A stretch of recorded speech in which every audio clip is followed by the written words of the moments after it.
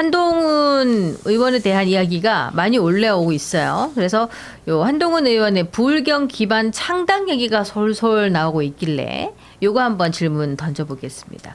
뭐 친한계 쪽에서는 할 가능성 0%다. 뭐 아무것도 아니다. 뭐 이렇게 하지만은 보수 원로 조갑재 대표 그리고 보수 정치 평론가 장성철 소장 등이 군부를 좀 떼고 있어요. 근데 이게 부울경 지역 기반으로 신당 만드는 것. 정광재 소장님, 네. 예, 어떻게 진행되고 있는지 최측근 아니신가요, 거기? 신당이든 분당이든 예. 분당 가서 성공한 사람은 분당 주민들밖에 없다고 몇 번 말씀드렸어요. 분당 어려운 겁니다. 우리나라가 창당. 그러니까 창당이라는 게 결국에 분당이 돼야 창당이 되는 거잖아요. 거기 있는 사람들이 나올 수도 있고 하니까. 그거 굉장히 어려운 일이에요. 왜냐하면 우리나라가 그 소선거구제를 채택하고 있기 때문에. 소선거구제에서는 양당 구조가 고착화될 수밖에 없거든요. 네. 그 해당 지역에서 한 표만 더 받으면 되니까. 근데 한동훈 의원을 중심으로 해서 창당을 한다고 했었을 때 예. 창당이라는 건 명분과 실리라는 게 있어야 되잖아요. 일단 아직까지 이 한동훈 의원 중심의 신당 창당에 대한 명분이 네. 완전히 쌓여 있다고 생각하진 않아요. 그게 뭐 하려면 굉장히 성숙돼야 되는데 실리라는 것도 그동안 3당 창당해서 성공한 사례가 없기 때문에 실리라는 것도 기대해 보기가 어려워요. 지금 그리고 한동훈 의원 같은 경우엔 본인이 국민의힘에서 제명됐었을 때 부당하게 제명됐고 반드시 국민의힘에 돌아오겠다. 그리고 선거 과정에서도 국민의힘에 들어가서 보수를 재건하겠다라고 약속했기 때문에 네. 지금 신당 창당한다고 한다면 그 동력을 가지기도 어렵고 뭐 모든 정황들을 고려했을 때 한동훈 의원 중심의 신당 창당은 저는 지금으로서는 가능성 제로라고 봅니다. 근데 조갑재 대표나 이런 분들이 하는 게 그러면 뭐 한동훈 의원 잘 못 되라고 하는 얘기냐 그건 아니에요. 아마 제가 생각에 충정 어린 얘기를 하고 있는 것 같은데 이런 상황이 정말 계속돼서 2028년 총선이 정말 3개월 앞으로 다가왔는데 한동훈 의원이 뭐 복당도 안 돼 있고 친한계 의원들이 지금 비례대표와 뭐 지역 의원 몇 명들 있는데 친한계 의원들의 공천 학살이 이뤄지고 네. 이러면은 그때 가서는 뭐 신당 창당의 시나리오가 있을지 모르겠습니다만 그건 제가 생각에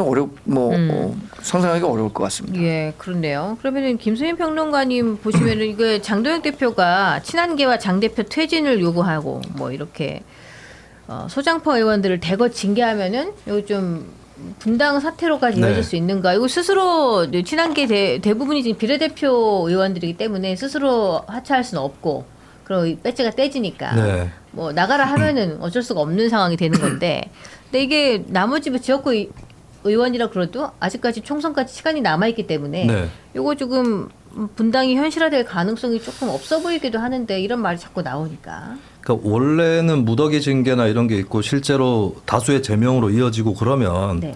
분당으로 갈만한 일이죠. 근데 분당이나 신당 창당을 준비하고 있느냐. 그게 뭐 설령 하고 싶진 않는다 할지라도 유사시에 할 수 있다. 이렇게 대비가 돼 있느냐라고 했을 때 국민의힘 구성원들은 거의 대부분 안 돼 있다고 봐야 되거든요. 이게 양당제 정치 속에서 거대 정당의 의존 노선을 네. 걸어왔고 그리고 네. 과거에 바른정당 만들어 봤는데 잘 안 됐었잖아요. 그럼 나가면 죽는다. 이렇게 생각을 할 거기 때문에 가능성이 상당히 떨어지는 거죠. 그리고 분당 신당 얘기가 나오지만 그게 또 어떠한 형태의 신당이냐 이것도 체크를 해봐야 되는데 그러면 한동훈 신당이다라고 했을 때 그 한동훈 신당은 어떤 당이냐. 한동훈이란 정치인에게 독창적인 내용이 있느냐. 그거는 일단 X예요. 예, 범국민의힘의 일원입니다. 그러면 국민의힘을 많이 쪼개가지고 나가야 되거든요. 네. 독창적인 내용의 신당이면은 기성정당을 크게 쪼갤 필요는 없어요.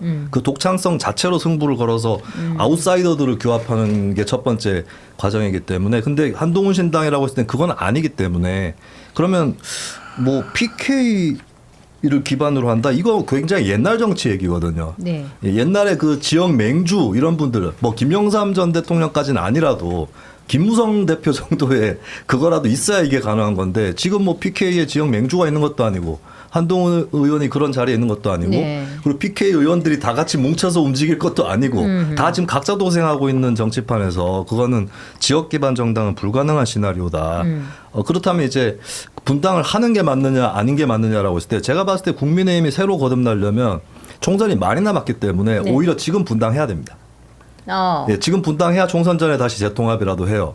총선 앞두고 나면 더 이상 어떻게 옴짝달싹 못할 수도 있는데 근데 문제는 한동훈 중심의 분당이면은 그게 분당의 파괴력이 별로 없어요. 결국에는 분당을 하려면 오세훈 서울시장 네. 포함 거기가 주축이 되거나 예. 아니면 저 사람도 싶은 사람까지 포괄해야 돼요.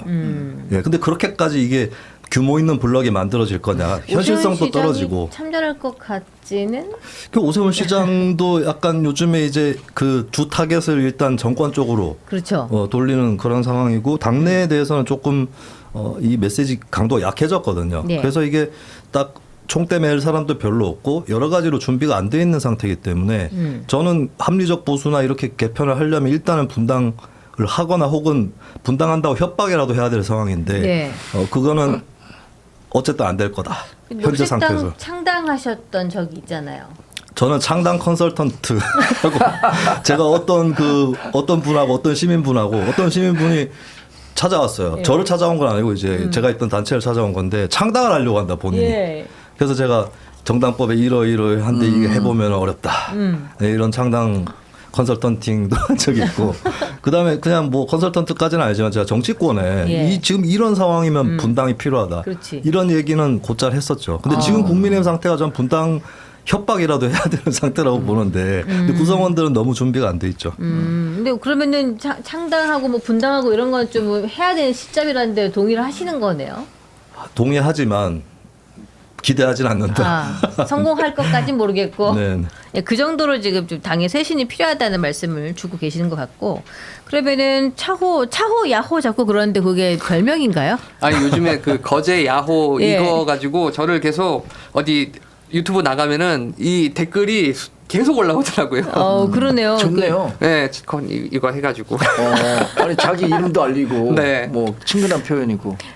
이름이 되게 이쁜 것 같아요. 감사합니다. 네. 예, 이름 덕을 많이 보는 것 같습니다. 한 번 듣고 딱 기억이 나니까 차호 야호의 의견 한번 들어보도록 하겠습니다. 그러면은 안철수 의원이 한동훈 의원 복당에 반기를 들고 아까처럼 폭탄을 그쪽으로 투척을 했잖아요.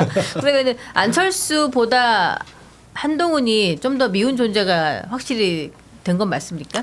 그런 존재가 되려고 더 노력을 하시고 계신 것 같은데 이 창당 측면도 실질적으로 세 가지를 보셔야 될 것 같은데 첫 번째는 발화 주체입니다. 누가 말했느냐인데 한동훈 의원 본인이 얘기한 게 아니라 평론가분들이나 원로분들이 얘기를 하신 거잖아요.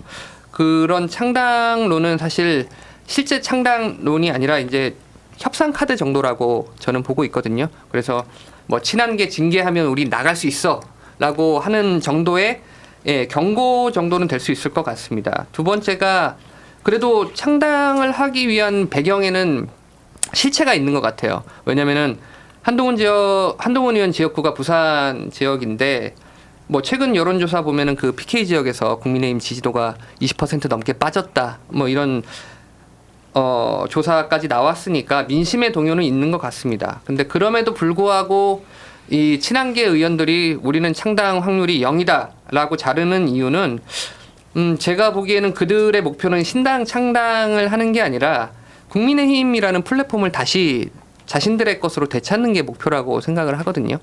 그래서 뭐 창당하려면은 현역 의원도 필요하고 조직도 필요하고 자금도 필요하고 그리고 무엇보다 명분이 필요합니다. 근데 창당은 이제 지도를 펴놓고 하는 게 아니라 명분을 세워놓고 해야 된다고 생각을 하거든요. 예. 그래서 서울과 부산이라는 특정 지역이 나오는 창당론은 창당의 신호가 아니라 어느 정도 협상의 신호로 보는 게 오히려 맞지 않나 그렇게 생각합니다. 예. 그러면은 우리 소장님 오세훈 시장 같은 경우에는 지금 명태균 씨로부터 여론조사를 무상으로 받은 혐의로 이게 징역 2년을 선고받은 이런 내용들이 주변에서 벌어지다 보니까 오 시장도 이 유죄 가능성 있는 거 아니냐. 홍준표 전 시장도 이거 오 시장 이거 빠져나가기 힘들다. 근데 그 홍준표 전 시장이 오세훈 서울시장과 굉장히 관계가 네. 좋은 걸로 아는데 제가 생각했던 것과는 완전히 다른 해석을 내놔서 네. 깜짝 놀랐습니다. 저는 오세훈 시장의 유죄 가능성은 뭐 거의 0%라고 보거든요. 네. 윤석열 전 대통령과의 사실관계가 좀 다르고 네. 윤석열 전 대통령이 그 1심에서 유죄를 받은 것도 저는 2심 가서는 좀 달라질 가능성이 크다고 봐요. 예. 왜냐하면 김건희 여사가 1, 2심에서 모두 무죄를 받았어요. 근데 예. 그게 공동 정범이란 말이에요. 그러니까 판사 3분 가운데 2분은 무죄고 1분 이진관 판사만 유죄라고 본 거예요. 근데 이진관 판사는 그동안 내란 전담 관련해서 재판하면서 검찰 구형량보다도 훨씬 더 높은 형량을 막 때린 분이에요. 저는 유죄의 심증과 네. 가중처벌의 심증을 갖고 있다고 보거든요. 이진관 재판장 같은 경우엔. 그래서 저는 이 1심 결과를 보고 이래서 3심이 필요하구나. 네. 원래 16일에 김건희 여사 그 대법원 판결이 나오기로 돼 있었거든요. 예. 대법원 판결이 근데 뭐 지금 특검에서 연기 요청을 해갖고 연결될지 안 될지 그걸 대법원이 받아들일지 모르겠어요. 근데 대법원 판결에서 만약에 이 그 김건희 여사에 대해서 무죄를 확정 짓는다. 그럼 2심 갔을 때 윤석열 전 대통령에 대해서 2심 판사가 유죄라고 다시 판결할 수 있을까? 전 그거 어렵다고 보거든요. 네. 또 하나는 그 오세훈 서울시장 같은 경우에는 김한정 씨라는 후원자가 돈을 3천만 원을 줬는지에 대한 인지 여부가 굉장히 중요하잖아요. 예. 이 인지 여부를 어떻게 법정에서 증명할 거냐. 상식적으로 생각해 보십시오. 이화영 경기평화부지사와 이재명 경기지사가 가깝습니까? 아니면 김한정 후원자와 오세훈 시장이 가깝습니까? 당시 후보가. 누가 더 가까운 사이예요? 그 상식적으로. 전자 아니에요? 전자가 당연히 가깝죠. 그렇죠. 예. 김한정이 더 가깝죠. 경기부지사가 가깝죠. 경기부지사는 아니, 이거 사인도 이화영, 받고 이재명은 보고를 제휴 해야 관계고. 되죠. 네. 이화영, 이재명은 제휴 관계고 제가 그 대북 송금을 옹호하려고 하는 게 아니에요. 그거는 재판 결과를 봐야 되는데 이화영, 이재명은 이재명 지사가 이해찬 그 대표하고 손잡기 위해서 이화영 부지사하고 제휴를 한 거거든요. 예. 근데 김한정 씨는 오세훈 서울시장의 후원자잖아요. 그쪽이 더 가깝죠. 그렇게 얘기하면 오세훈 시장한테 불리하다니까. 아니 근데 보고 체계라는 게 있는 거 아닙니까? 우리가 조직이라는 게 후원자는 나한테 어떤 이야기를 하고 결제를 받을 필요가 없어요. 근데 경기평화부지사는 경기지사에게 허가를 득하거나 이런 일이 진행된다고 보고를 해야 할 의무가 있습니다. 그럼 전 이 얘기를 왜 드리냐면 오세훈 시장은 그 일이 이루어진지 모른다고 지금 얘기하고 있는 거잖아요. 네. 이 김한정 후원자도 난 그걸 보고한 적이 없다라고 얘기했어요.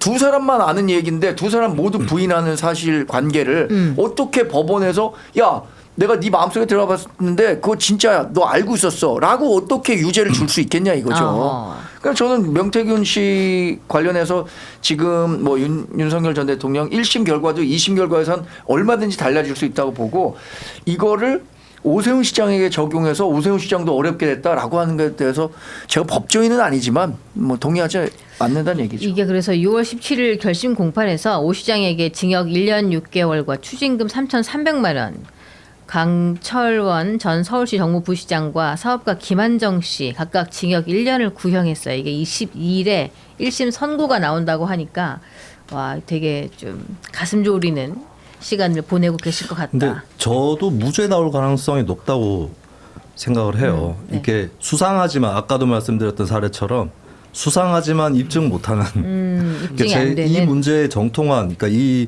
명태균 씨 관련해서 취재를 좀 깊이 한 네. 그 기자 중에 제가 아는 기자가 있는데 평소에 좀 서로 갖고 있었던 생각을 얘기를 해봤어요. 해봤는데 오세훈 서울시장이 진짜 관여를 했다고 해도 그걸 어떻게 밝혀내겠냐. 예, 그 얘기를 했어요. 그래서 둘 다 무죄가 나올 것 같긴 하다. 사실 수상하긴 하죠. 왜냐하면 김한정 씨가 강혜경 씨하고 통화를 할 때 그런 얘기를 하거든요. 그래갖고 내가 명태균하고 엮인 거 아니야. 이렇게 얘기를 하거든요. 그게 뭔 얘기냐면 오세훈 시장이 나보고 명태균 만나보라 그랬다. 예, 그 얘기를 하면서 그래갖고 내가 엮인 거 아니야. 이렇게 얘기를 하거든요.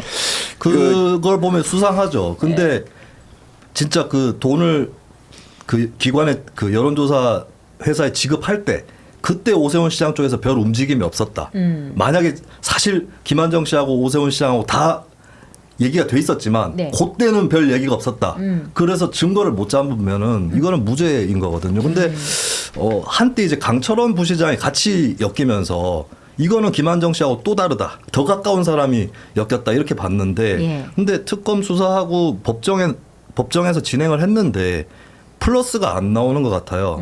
그러면 오세훈 시장 무죄 쪽으로 기울어지고 있는 거 아닌가 싶습니다.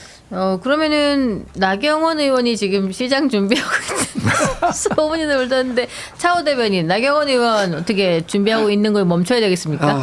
저는 뭐 사실이 아니길 바라고요. 네.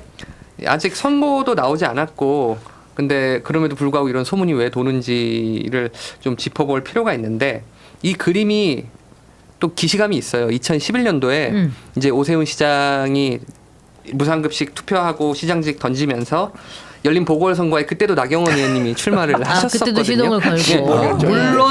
네. 물론 그때는 이제 정식으로 후보가 네. 되셔가지고 한 거긴 하지만 지금은 소문이 선거가 나오기 전에 이미 나오고 있는 거거든요. 네. 이 부분은 조금 그때보다 몇 걸음 더 나아가신 것 같아요. 근데 이 문제 자체가 특정 개인의 문제가 아니라고 저도 생각을 하는 게 아까 김수민 평론가님께서도 국민의힘 말씀해 주셨지만 이게 국민의힘이 가진 고유의 문제거든요. 네. 무슨 얘기를 드리고 싶냐면 당대표를 당원권 정지로 묶어놓고 권력을 제한한 게 2022년도입니다. 이준석 대표 때. 그때는 내부 총질이나 하던 당대표가 바뀌니 달라졌다 하면서 그 이른바 체리따봉이라고 하죠. 네, 그게 불거졌었고 또 개헌 국면에서는 대통령의 위기가 또 당대표를 축출하는 계기가 됐고 올해 초에는 그 당대표를 제명까지 시켰습니다. 이게 동료의 위기가 이 번번이 누군가의 기회가 되는 정당 이게 한 번이면은 사건인데요. 이게 십수년째 계속되면 그게 문화라고 저는 생각을 합니다. 네. 네. 그 당의 문화를 좀 바꿔야 된다. 네. 남의 아픔을 본인의 호재로 삼지 말자. 아니 이 근데 말씀이네요. 저는 이 장면 자체가 보수의 위기라고 보는 게 왜 그러냐면 지금 보수 재편의 캘린더는 사실 당이 뭔가 정책 발표를 하고 이벤트를 만들어서 해야 되는데 지금 상황 보면은 중앙지법의 판결 그 달력에만 매달리고 있거든요.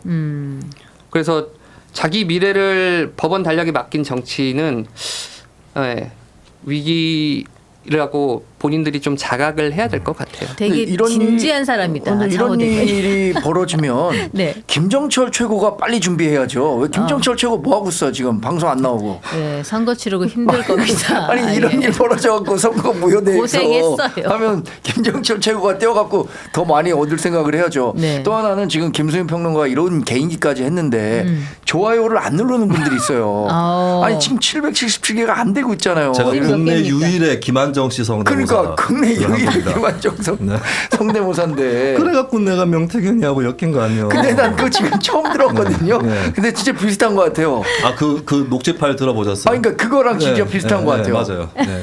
그건 제가 어떻게- 여기서 처음 하는 거 아니에요. 제가 모 라디오 방송에서 했습니다. 내가 하다 김한정 씨 성대모사도 한다. 네, 여기서 한 번 더 그러니까. 성을 보인 겁니다. 이야, 그거 챙겨 들어봐야 되겠네. 대단하시네요. 저는 김영선 국회의원하고 약간 매치가 되더라고요. 그 명태균 씨하고 같이 네. 뭐 연관이 되어 있는 분. 그때는 명태균 씨가 뭐라고 했죠? 김건희한테 딱 붙어야 오선한다 했습니까? 이렇게 얘기하죠. 아니 앞에 가면 따지지도 못하면서 PTSD 오네요. 멋대로 하지 마세요. 어디서 연습해요 주로? 화장실에서 연습하나? 아 요게 연습을 하면 잘 안 되더라고요. 한 번에 돼야 돼. 한 번에. 요새는 한 번에 돼야 돼요. 이게 첫 시도에 한 번에. 네, 아니 네. 그래도 혼자 연습은 해볼 거 힘들어요. 아니야. 혼자 어디서 화장실에서 하는 거 아니야. 뭐 출근할 때 하거나. 차 안에서. 네, 제가 예전에 어디 TV 출연할 때는 저기 지하철을 걸어갈 때 네.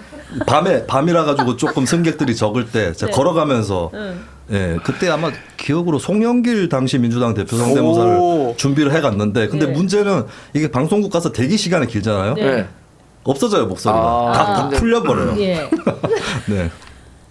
아 근데 저런 재능이 있는 게 참 부러워요. 아유 재능 기부 감사합니다. 저는 아 사실 이게 재능이라기보다는 굉장히 좀 네. 유쾌하게 방송도 하고 하는데 네. 저런 그 결정적인 재능이 없어갖고 저걸 못 하겠더라고. 이거 다음에 한번 연구해 보세요. 이렇게 근데 이렇게 가능하신 걸로. 방송하려면 정치를 하지 말아야 됩니다. 저처럼 그런가요? 비정치인이어야 이렇게 해도 별로 정치하기는 어렵다. 신경 안 쓰니까. 네. 예. 재미는 있지만은 공천에는 악영향을 줄 수 있는 예.